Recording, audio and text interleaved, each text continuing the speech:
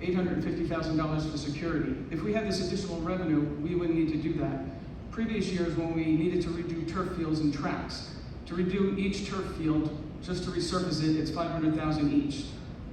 That has to come from the taxpayers. If we had additional revenue, we wouldn't have to go out to the taxpayers and ask for that money.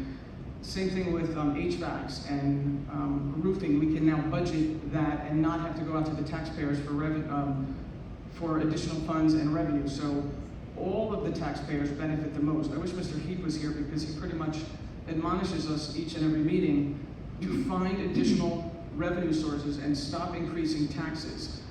Mr. Smith is not here. Last year we did not go to the full taxing authority to be sensitive to that. We're trying to come up with additional revenue sources. This is one way. Adding 25 kids, 30 kids in each grade in the high school with the excess capacity is not going to diminish the experience. I say it might increase it because you're dealing with kids new kids, not the same kids that you've been playing sports with for the last 8 years. So I think that's a benefit to always have additional kids to talk to, different experiences.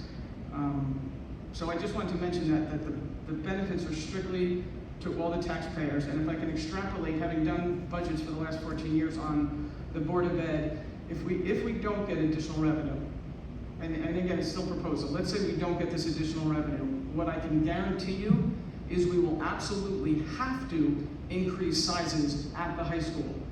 Because if our expenses exceed 10-12% and our revenue is from the tax base only 2%, well, there's a gap we need to make up. How do we make that up? Everybody that runs any kind of business or been to taking our financial literacy course, the only way to come up with that kind of revenue is headcount. So